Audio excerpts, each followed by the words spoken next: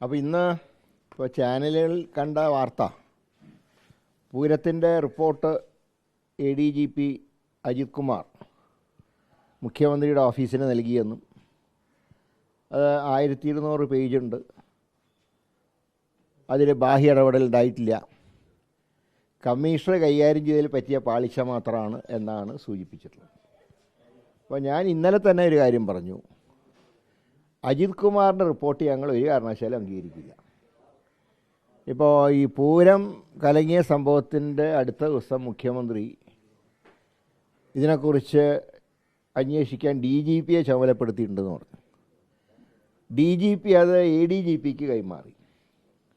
പക്ഷെ അന്ന് ഞങ്ങൾ പ്രതികരിക്കാതിരുന്നത്, അന്ന് ADGP RSS നേതാക്കളെ കണ്ട വാർത്ത പുറത്തു വന്നിട്ടില്ല.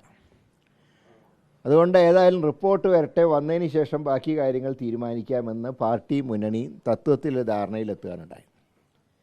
എന്നാൽ പിന്നീട് അജിത് കുമാറും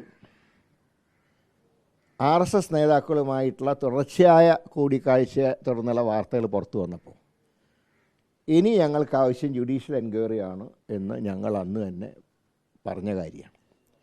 അതുകൊണ്ട് തന്നെ അജിത് കുമാറിൻ്റെ റിപ്പോർട്ട് എന്താണെങ്കിലും, ഇപ്പോൾ നിങ്ങൾക്ക് ചില ഭാഗങ്ങളാണ് നിങ്ങൾക്ക് കിട്ടിയത്, കാരണം 1200 പേജ് ഇന്നലെ രാത്രി കൊണ്ട് ആരും വായിച്ചു കാണില്ല, കാരണം മാത്രമല്ല റിപ്പോർട്ട് പുറത്തു വിട്ടിട്ടുമില്ല. പക്ഷേ നിങ്ങൾക്ക് ലഭ്യമായ വിവരം അനുസരിച്ചിട്ടുള്ള കാര്യങ്ങൾ നിങ്ങൾ സൂചിപ്പിച്ചു. അതെന്താണെങ്കിലും അജിത് കുമാറിൻ്റെ റിപ്പോർട്ടിന് വിശ്വാസ്യതയില്ല. അതുകൊണ്ട് തന്നെ ജുഡീഷ്യൽ അന്വേഷണം വേണമെന്നുള്ള കാര്യത്തിൽ ഞങ്ങൾ ഉറച്ചു നിൽക്കാം. ഏറ്റവും ഒരു പുതിയ സംഭവവികാസം എന്ന് പറയുന്നത്, ഇതിൻ്റെ ബെനിഫിഷ്യറി BJP ആണല്ലോ. BJPയുടെ നേതാക്കളും വിജയിച്ച MPയും അവരും പറയുന്നു ജുഡീഷ്യൽ അന്വേഷണം വേണമെന്ന്.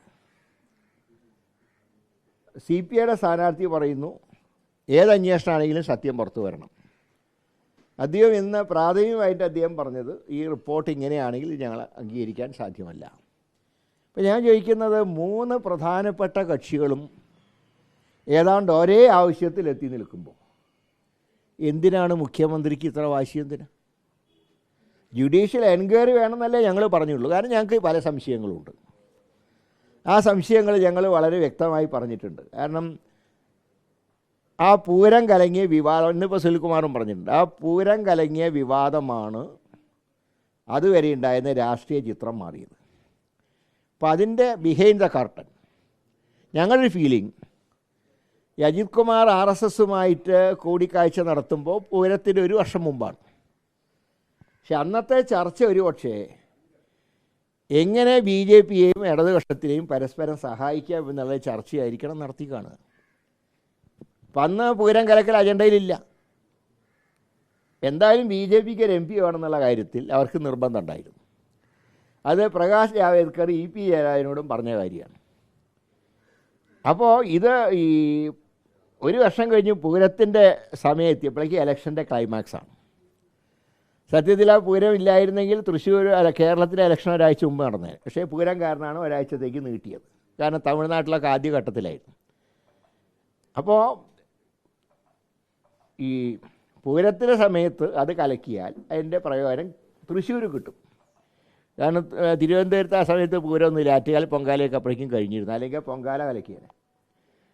ഏതായാലും പൂരം കലക്കിയത് അന്നത്തെ ചർച്ചയുടെ ഭാഗമാണ്. BJPക്ക് എങ്ങനെ ഒരാളെ ജയിപ്പിക്കുക എന്നുള്ള ചർച്ചയുടെ തുടക്കമായിരുന്നു അന്ന് നടന്നതെന്നാണ് ഞങ്ങൾ വിശ്വസിക്കുന്നത്. അപ്പോൾ ഈ സംശയങ്ങൾ ദൂരീകരിക്കണമെങ്കിൽ എന്തുകൊണ്ട് ജുഡീഷ്യൽ അന്വേഷണം ആയിക്കൂടാ?